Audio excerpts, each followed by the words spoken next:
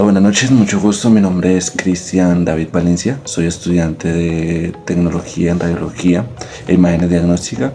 Quiero hacer un pequeño aporte, en lo cual es una introducción para poder así darle paso a mis compañeros, explicando los puntos impares de la actividad, que pues estamos hablando en este caso, de la tarea número 2, que se basa pues en los conceptos básicos sobre la radiación ionizante.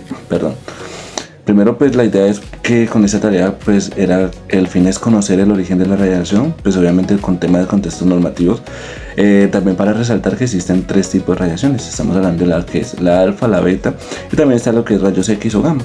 Pues en este caso me voy a centrar un poquito en lo que es el tema de rayos X o gamma, que pues son esas ondas electromagnéticas que tienen una alta energía, que pues con esa alta energía pues penetran hasta lo más profundo, o sea, es algo muy fuerte, y hasta llegar a un punto donde nos ayuda a mirar lo que es el tema de imágenes que pueden atravesar el tema del cuerpo, y así poder llegar a un diagnóstico. A continuación le doy paso a mis compañeros que van a explicar lo que son el punto número 1 de la actividad, el punto número 3, el punto número 5 y el punto número 7. Hola, buenas tardes, tutor y compañeros, me presento, mi nombre es Laura Valentina Muñoz. Este trabajo es el anexo 2, que nos habla sobre la interacción de la radiación con la materia. En este caso yo les voy a estar hablando un poco sobre el punto 1, el cual voy a empezar explicándoles sobre qué es la radiación ionizante y cómo esa se clasifica. La radiación ionizante es un tipo de energía que tiene pues la capacidad de interactuar con la materia y producir ionización, es decir, que esta puede desprender electrones de los átomos, y este proceso pues puede generar cambios físicos y biológicos en los tejidos, por lo que pues, su uso en medicina debe de realizarse bajo protección radiológica.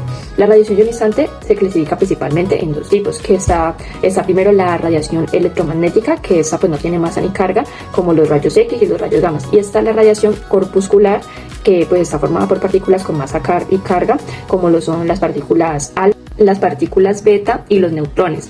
Bueno, ahora, ¿qué es la radiación natural? La radiación natural es aquella que proviene pues de fuentes presentes en la naturaleza y a la cual estamos pues expuestas constantemente en nuestro diario vivir. Algunos ejemplos de este sería como la radiación cósmica, que esta proviene del espacio exterior y todos estamos expuestos a ella. La otra es la radiación que viene del suelo y las rocas, que esta contiene pues elementos radioactivos como el uranio. Y está el gas radón, que esta pues puede encontrarse en el aire y en algunos espacios cerrados. Ahora les explico qué es la radiación artificial. La radiación artificial es aquella que se produce pues por el ser humano, o sea, pues por nosotros mediante diferentes tipos de tecnologías, principalmente pues con fines médicos, que es lo más visto. También hay para fines industriales y para fines de investigación. Como ejemplo tenemos esos 3, que son los rayos X, que son utilizados pues en radiografías y en tomografías, la radiación que es utilizada en radioterapia para tratar el cáncer, y los radioisótopos, que son utilizados en medicina nuclear para el estudio diagnóstico. Bueno, ahora pues les voy a explicar un poco sobre las aplicaciones de la radiación. La radiación ionizante tiene pues múltiples aplicaciones, especialmente en el campo de la salud, como ya les había dicho anteriormente. Entre las más importantes tenemos que se encuentra pues el diagnóstico médico, que es mediante las radiografías, las tomografías computarizadas y la medicina nuclear. También tenemos tratamiento de enfermedades, que es como la radioterapia para el cáncer, la esterilización de los materiales médicos, también lo utilizamos mucho para eso, que es para eliminar los microorganismos. Bueno, ahora algunas fuentes de radiación ionizante pueden ser como naturales, tanto como naturales como artificiales, como les había explicado en un punto anteriormente. Las naturales pues incluyen la radiación cósmica, el radón, los elementos radioactivos presentes en la Tierra, y las radiaciones artificiales incluyen lo que son los equipos médicos de diagnóstico por imagen y los radioisótopos utilizados en la medicina nuclear. Ahora, en los equipos que tenemos que generan radiación ionizante pues en clínica, finalmente pues algunos de los equipos más utilizados en el área clínica que generan o detectan pues radiación ionizante son como el equipo de radiografía convencional, que es el que todos conocemos, que son los que producen rayos X para obtener pues imágenes del cuerpo. El tomógrafo computarizado o TAT, que utiliza pues rayos X para generar imágenes en cortes transversales. Y el equipo de fluoroscopia, que nos permite observar imágenes en tiempo real mediante los rayos X. Y tenemos pues lo que es el acelerador lineal, utilizando pues la radioterapia, que genera una radiación de alta energía para tratar tumores.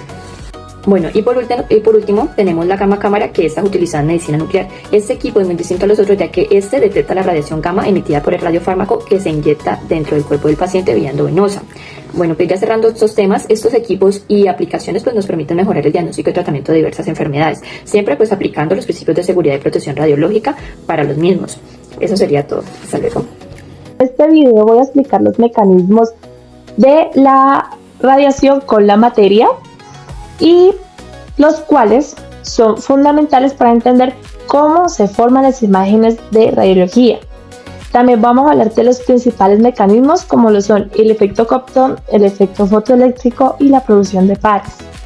También voy a explicar cómo estos efectos influyen en la variedad de grises que observamos en una radiografía de tórax. Iniciando con el efecto fotoeléctrico, ocurre cuando un fotón de rayos X transfiere toda su energía a un electrón de una capa interna del átomo. Como resultado, el electrón es expulsado y el fotón desaparece completamente. Este efecto ocurre principalmente en materias densas como los huesos y es el principal responsable del contraste en las radiografías. Gracias a este efecto, los huesos se observan blancos o radiopacos en la imagen. Continuando con el efecto Compton, ocurre cuando un fotón choca con un electrón de la capa externa del átomo. ¿Qué quiere decir? El fotón no desaparece, sino que pierde parte de su energía y cambia de dirección, mientras que el electrón es expulsado. Este efecto ocurre principalmente en los tejidos blandos, como lo son el corazón y los músculos, produciendo así radiación dispersa, lo que puede disminuir el contraste de la imagen radiográfica.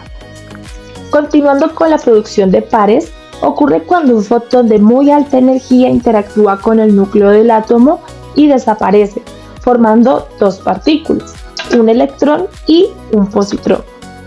Aquí les voy a mostrar unas imágenes de referencias para que entiendan un poco más los mecanismos de interacción, iniciando con el efecto Compton, que es como les venía hablando, que es cuando el fotón no desaparece, sino que pierde parte de su energía y cambia de dirección. El efecto fotoeléctrico es cuando el electrón es expulsado y el fotón desaparece completamente. Y la producción de pares, que es cuando el fotón de muy alta energía interactúa con el núcleo del átomo y desaparece formando el electrón y el positrón. En la producción de pares, ese proceso solo ocurre con energías muy altas, por lo que no es común en radiografías diagnósticas, pero sí en áreas como la radioterapia. Aquí les voy a mostrar unas imagencitas de referencia, en este caso hablando de las variedades de grises. Aquí tenemos una imagen de ejemplo de una radiografía maxilar y aquí tenemos una radiografía de tórax.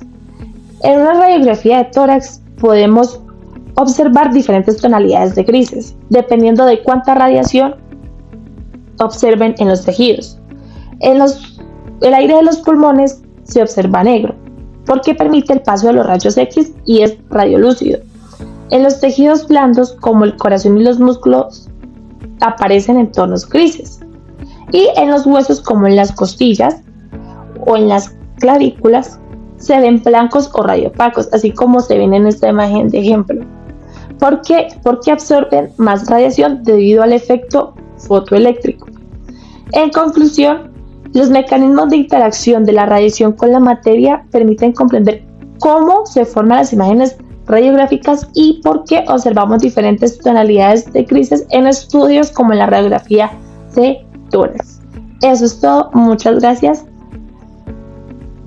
Buen día, yo soy Javier Espinosa, estudiante de Tecnología en Radiología e Imágenes Diagnósticas.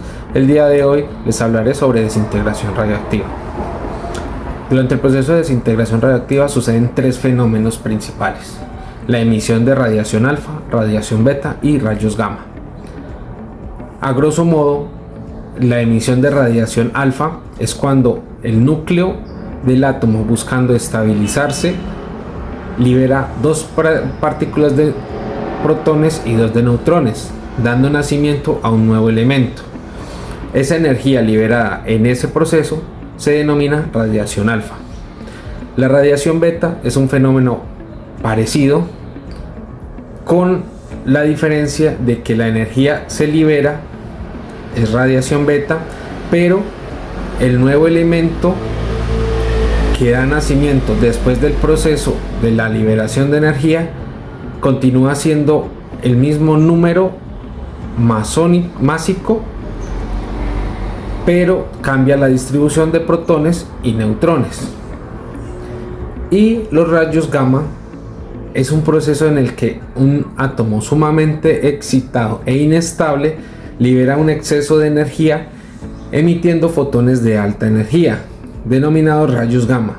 Es una radiación electromagnética de un poder inmenso, penetrante, ionizante, sin carga y sin masa. Estos rayos gamma son ampliamente utilizados en medicina y esterilización, ya que pueden atravesar el cuerpo humano, a diferencia de los anteriores que no lo pueden hacer, y no altera la estructura ni la composición del átomo. Ahora les hablaré sobre la captura electrónica. Es un proceso mediante el cual un electrón atómico, normalmente de la capa K, bueno, aquí tenemos que hacer una salvedad. El núcleo del átomo está rodeado de 3 capas, la K, la L y la M. Esto en orden de cercanía. Cuando el núcleo captura el electrón de la capa K, que es la capa más cercana a él, genera una cascada de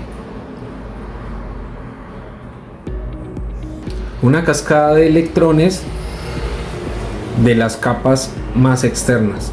En el momento en el que esos electrones empiezan a moverse, empiezan a emitir rayos X. Y a este proceso se le llama captura electrónica. Y por último, les hablaré de un fenómeno inverso a la captura electrónica que se llama la conversión interna. Aunque ambos emiten rayos X, esta sucede de una forma diferente a la captura electrónica.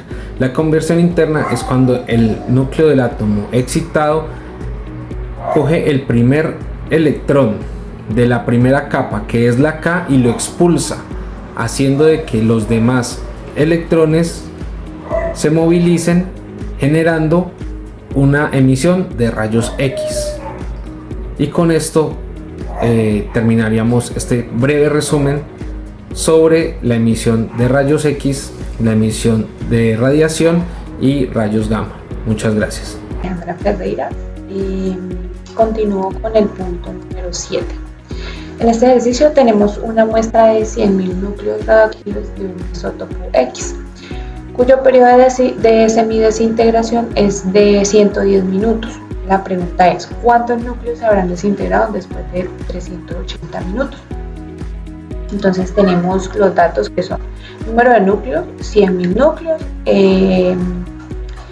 el tiempo es de 110 minutos y necesitamos averiguar entonces cuántos núcleos se habrán desintegrado después de los 380 minutos, que también lo tenemos como un dato. Entonces primero recordemos qué significa periodo de semidesintegración. Este es lo que tarda la sustancia radioactiva en reducirse a la mitad, es decir, cada vez que pasa ese tiempo la cantidad de núcleos se reduce al 50%.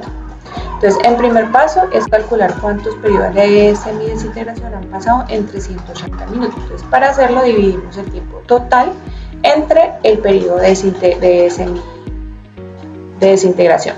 Entonces 380 dividido entre 110 es aproximadamente 3,45. Esto significa que durante este tiempo han pasado 3,45 vidas medias.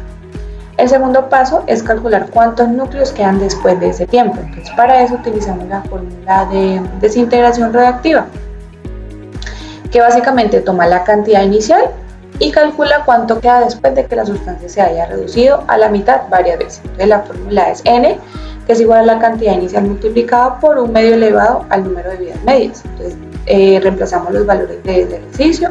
N es igual a 100.000 multiplicado por 1 medio elevado a 3,45, que dijimos que ya esas eran las vidas medias que habían transcurrido. Al resolver la potencia, entonces el valor de 1 medio elevado a 3,45 es aproximadamente 0,091.